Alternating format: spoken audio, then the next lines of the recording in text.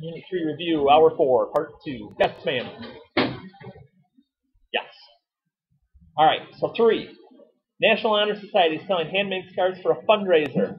The revenue, R of X, from the sale of X scarves is given by R of X equals 16X. Both functions for possible X scarves is C of X equals 4.5X plus 120. What are the scarves selling for? Now again, not a fundraiser, not NHS.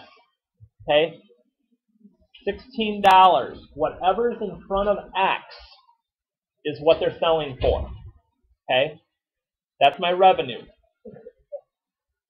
So the profit function is always revenue minus cost. In other words, 16X minus this 4.5X plus 120. You can leave it this way as long as you add the parentheses. I personally am going to take it one step further because I'd like a simpler version to do part C. So what I would do here is I would distribute the negative through to the 4.5 and to the 120.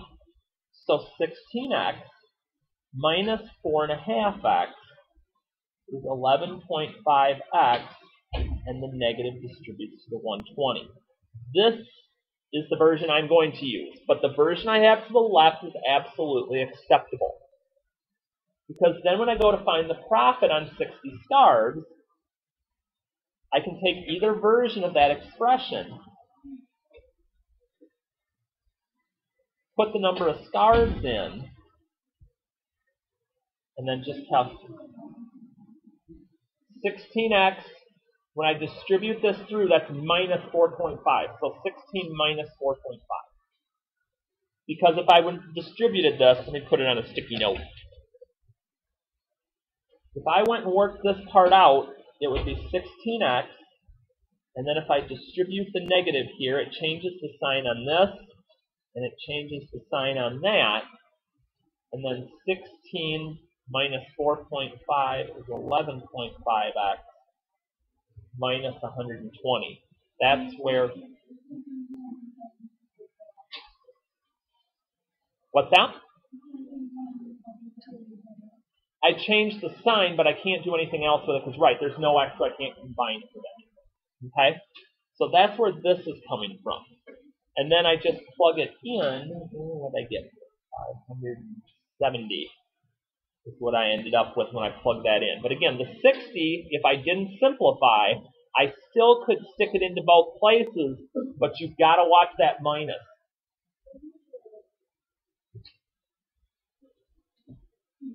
That's okay. When I distributed, 16 minus 4.5. Yeah. Yeah, that's okay. And then we're just plugging that in for X, because X is my number of scarves. Okay.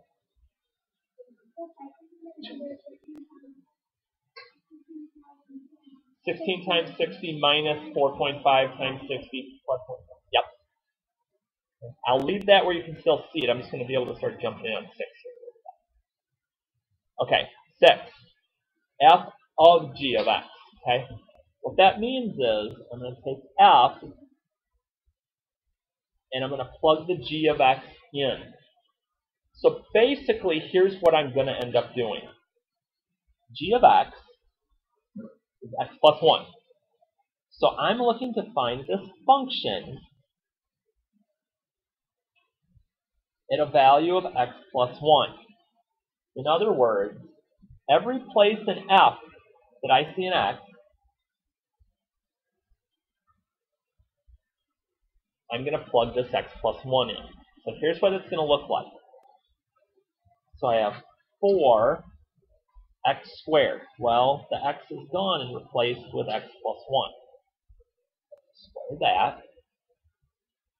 Plus 2 times, again, x gets replaced with x plus 1 minus 3. So this big bunch of stuff going on here is actually just my f function with the x's replaced. Let me take care of the easier part of this first, and then I'll show you where the rest comes from. The easier part to deal with is to distribute my 2 here. So I've got plus 2x plus 2, because 2 times 1 is 2, minus 3. Here I have to be careful. X plus 1 squared is not just x squared plus 1. Okay, that won't work. So we're going to go sticky noting in here. I'll come back to the 4 in a minute. The x plus 1 squared part means I have 2 x plus 1. I have to FOIL or box that part out. So whether you box or whether you FOIL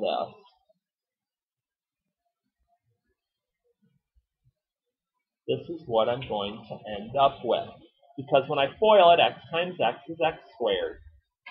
And then I get a positive 1x and a positive 1x, so that's my 2x, and 1. So what I'm actually going to end up doing over here is I'm going to have 4 times that x squared plus 2x plus 1, and then I'm going to distribute that 4 through.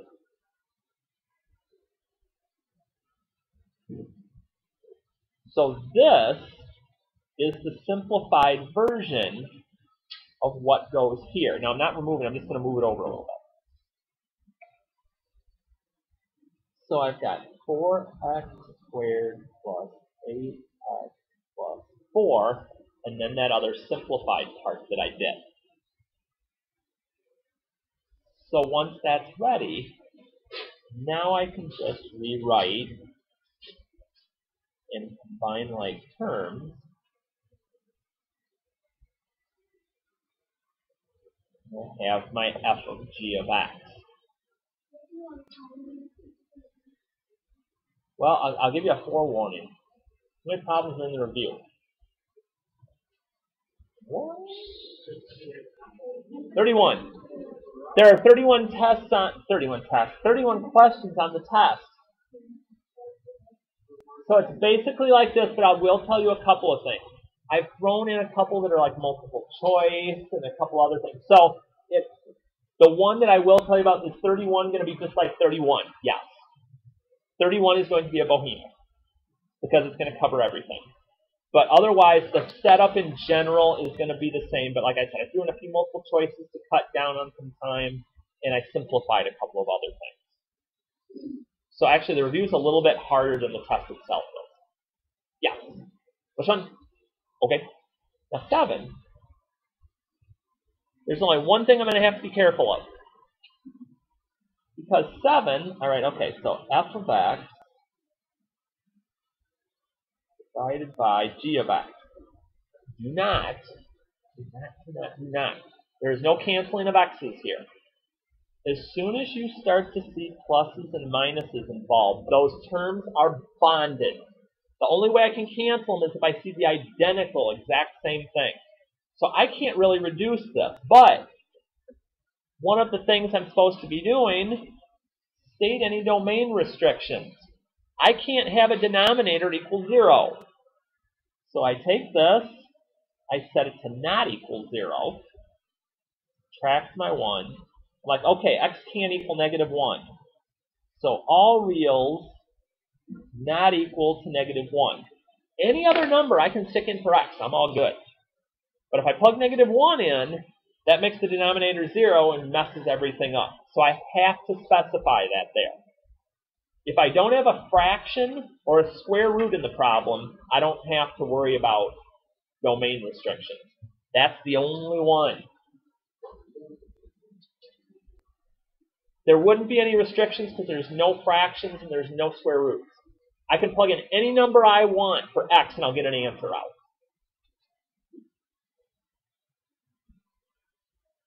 Yes, sir. All right, 11. Let f of x equal -2/3 x. Find the inverse. Okay. Bump up a little bit here. So let's see. Find the inverse. Okay, f of x, fancy way of saying y. When I'm finding the inverse, I switch the x and y values, and I solve for y. So, when I go to do that, that fraction, there's a quicker way I can do it, and there's a little more simple but steady way that I can do it.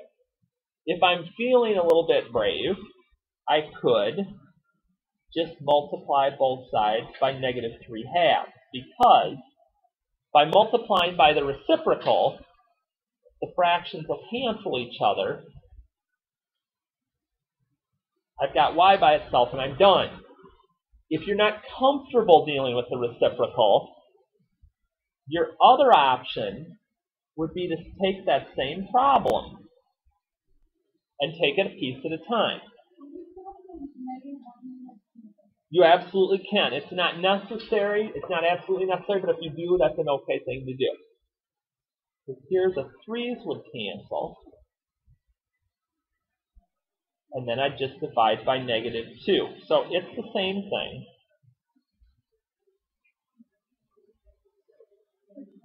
Okay? Yeah, it just depends on what you're comfortable with. But either one gets you to the same endpoint, which is what's important here. Same idea. Switch it, but I will mention one thing on 12, because I've seen this happen enough to some of you on quizzes. I would advise most of you not to multiply by 2 right away here, because you forget about the 14 and then you get it wrong. It's going to do you much better to get the 14 out of there first, and then multiply by the reciprocal, or do this like you did in the other one, because you tend to forget that stuff otherwise. Nope. Correct.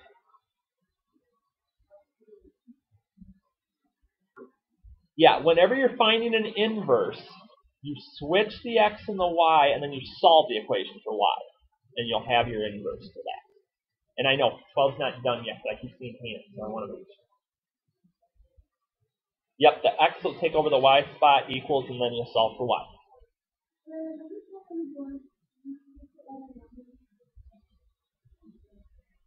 Well, let's see.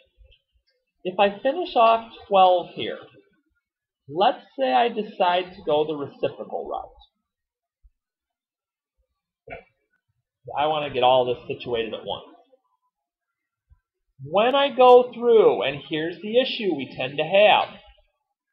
Most of you are great about that first term. But then you get to the second one. 2/7 times 14. A lot of you just leave this 14. And then I'm like, huh? 2 times 14 is 28. Divided by 7 is 4. Not 14. 4. When you're multiplying both sides, that's to the whole side, not just the x term. Well, this, no. If I don't have this, it doesn't make it wrong. Okay? But whether you do it step by step, by multiplying by 2 and then dividing by 7, you've got to do it to every term, not just the first one. Because that's one of those little details that some of you missed that they start to add up on you. Yes? Yes. Yep, same idea. Yes, ma'am. Let's see. Yeah, I can guarantee it is. Correction, any of you looking back later and saying, Hardy, you've lost your mind, you would be correct, because it looks as though I had up on the board, last time I checked, 2 minus 9 definitely would be -7. Thank you, thank you. Extra point coming. Yep, let me get that one back up here so we can get 12 situated.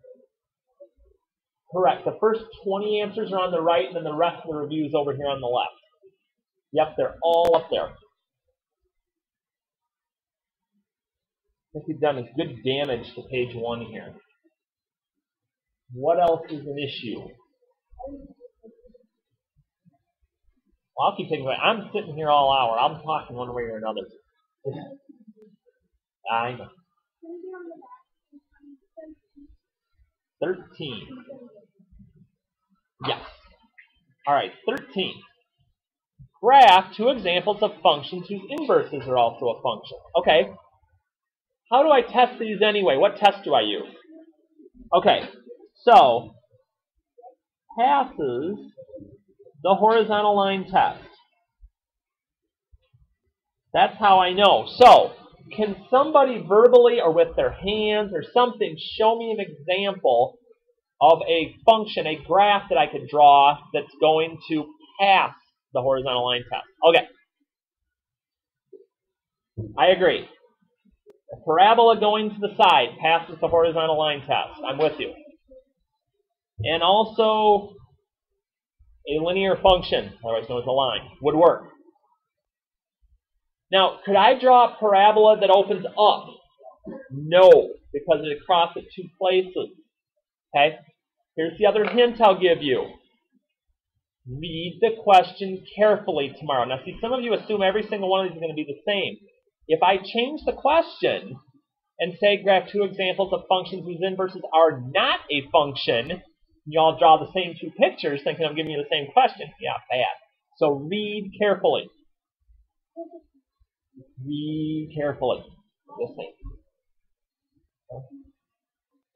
So then I maybe would draw a parabola that's opening up because it would cross in two places. Right, or maybe I'd draw one of those squiggle graphs, like a cubic that would go through in more than one place. Okay? What else?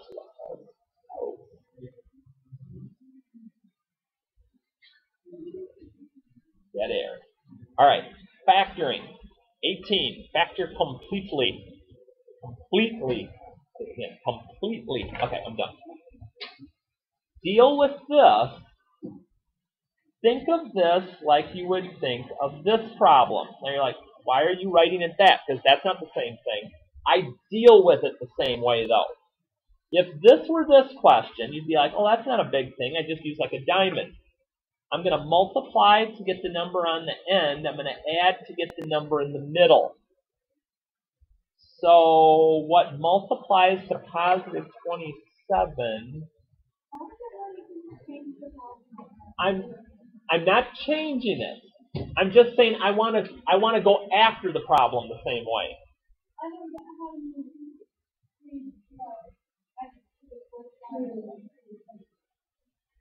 Okay, here's how it'll work.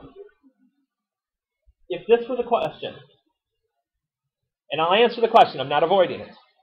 What multiplies to 27 and adds to negative 12? Okay, negative 9 and negative 3. Here's the only difference between them. If this were x squared, x times x is x squared. Good, my first term is set. What times itself is x to the 4th? X squared. I do the problem exactly the same as I would if it were x squared, except that first term, since it's a 4th, makes these squareds instead. That's the only difference. So that's why I kind of make that comparison. But, am I done? No. Which one of those two quantities can I still factor? The 9, because now I have a squared in here with 9. I can't do anything else with x squared minus 3, but I certainly can with this. How do I factor the difference of squares? Right. X plus 3, x minus 3. So this is one of those type questions on the test. If you get to this part, good. You'll get half the credit because you've got to finish it. So always double check, especially if you have an x squared left somewhere after you've done all the factoring you think you can do. It's probably going to be factorable.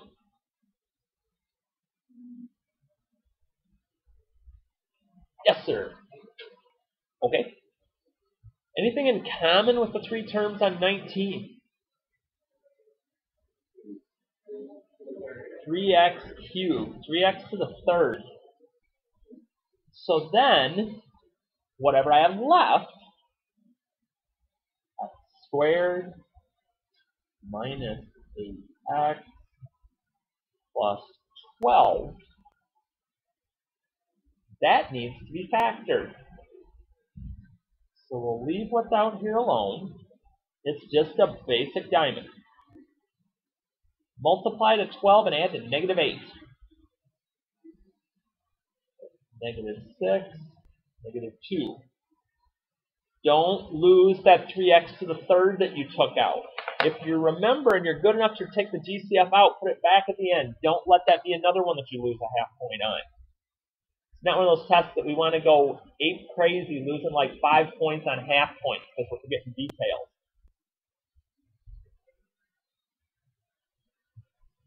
Four terms. Pair them off. Take greatest common factors out. So what's my greatest common factor from the first set of parentheses?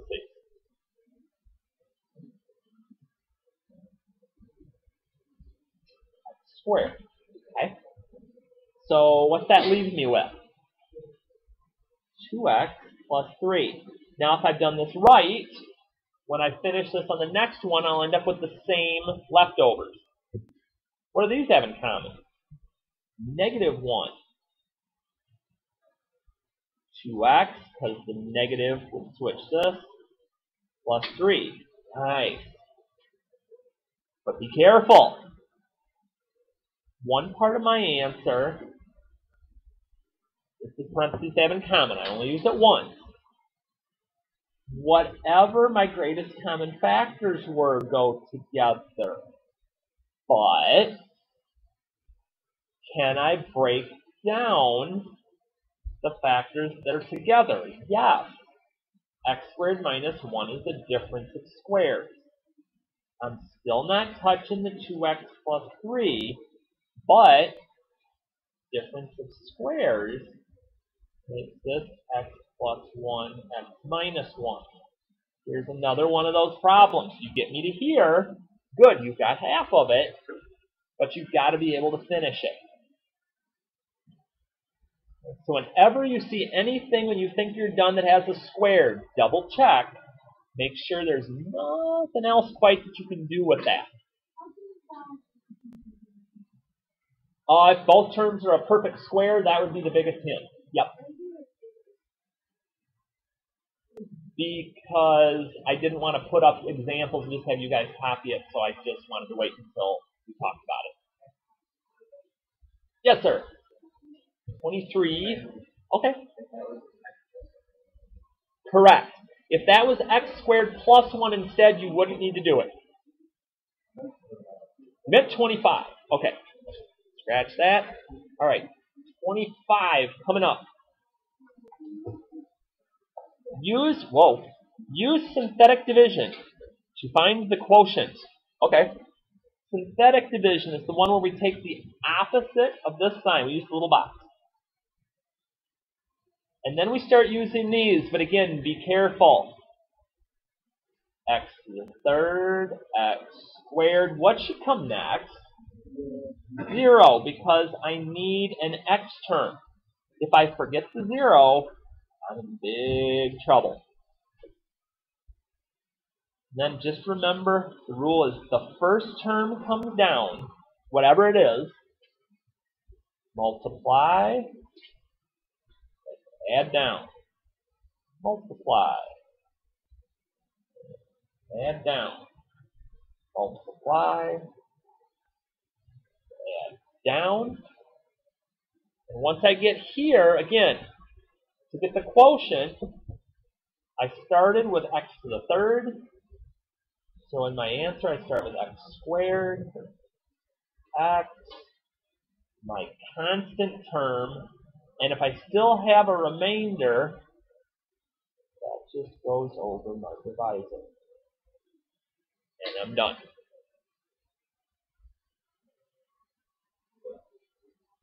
Okay. Now, 27. Glad we hit this one. because this is a couple of the problems when you're doing the homework check that were causing an issue. Okay.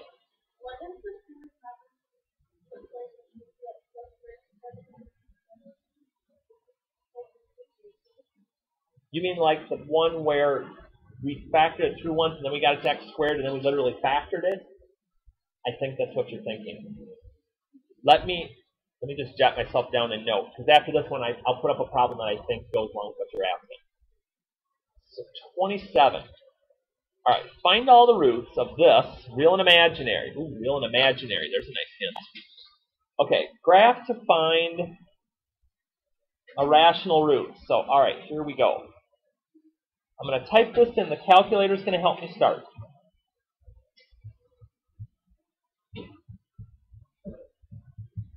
Make sure I type it in right. Yes. All right, graph. So I'm like, okay, I don't see a whole lot going on here. But there is a 0. Now, I only see 1. How many zeros are there? 3. So let's see if the table helps me out with this first one. Ended up way too far up there. Oh, there it went. Okay, -3 is a rational root. So that helps me with part A. The graphing calculator is not going to really help me with anything else. I'm going to kind of put that off to the side here. Use synthetic division to rewrite the polynomial as a factor of a linear, something that just has x, and a quadratic, something that has x squared. So use the -3 that I just found, my 0. We're going to do synthetic division here again. No holes this time, though. 3, 2, 1, 0. So we're all good. So let's see what happens here. Bring down my 1, multiply, and add, multiply, and add, multiply, and add. So I'm like, okay, I get to here, and I started with x to the 3rd. So I need to start down 1 degree. So x squared, x, 7, and I don't have a remainder.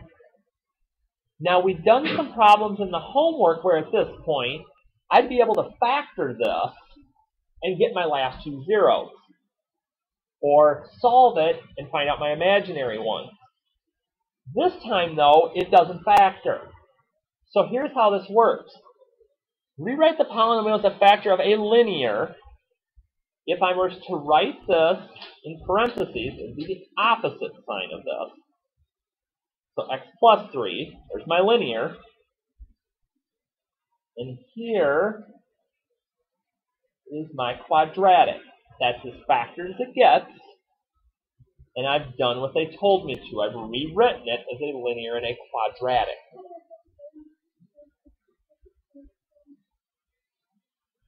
I think you're thinking about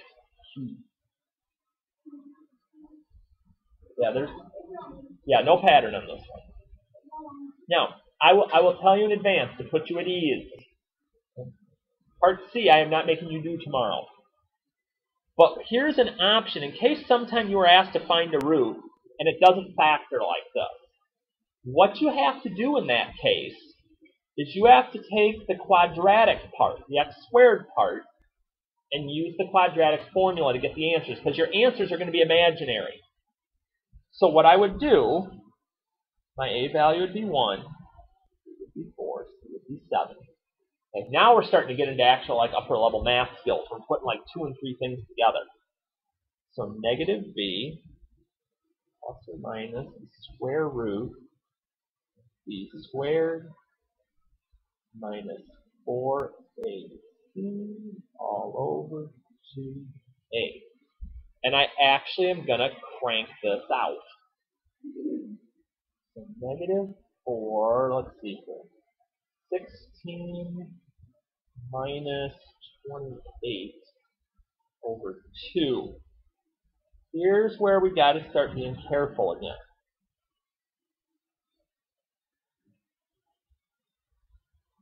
Because there's 2 things going on here. What's that negative under the radical tell me part of my answer is going to be? I. And I also notice that 12 will break down to 4 and 3. So here's how this is going to work. Negative 4 plus or minus. Square root of 4 is 2, but I got to pull my I out still. So 2i square root of 3, whoops, all over 2. There's one more little detail here I can fix. All three terms have a 2 that I could take out. So I can go ahead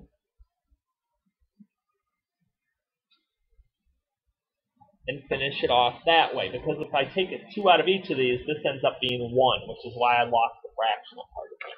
But again, so you don't panic, okay? You will not have an issue like C tomorrow on the test. It's not. Nope.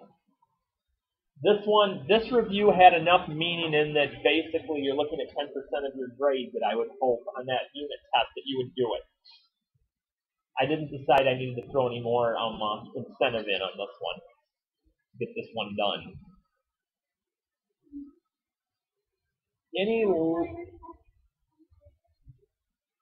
of the grade in total, and this will be our 4th test of the semester. So basically, they're each worth 10. Yes, sir. 30 really quick. Correct. Write an equation. Write an equation with the least coefficient that has these zeros. Okay. I'm going to turn these all into binomial terms, which basically means I'm just switching the signs on all of them. So x minus 4, x plus 2, x minus 5. And basically now I need to multiply this out. So I pair them off. I FOIL that out. So I will help here and do it fairly quickly. And then I would multiply that times the second. Most of you do a 2 by 3 box on that. And once you do that and distribute and get your solutions onto it, here's what your final answer when you box it out would look like.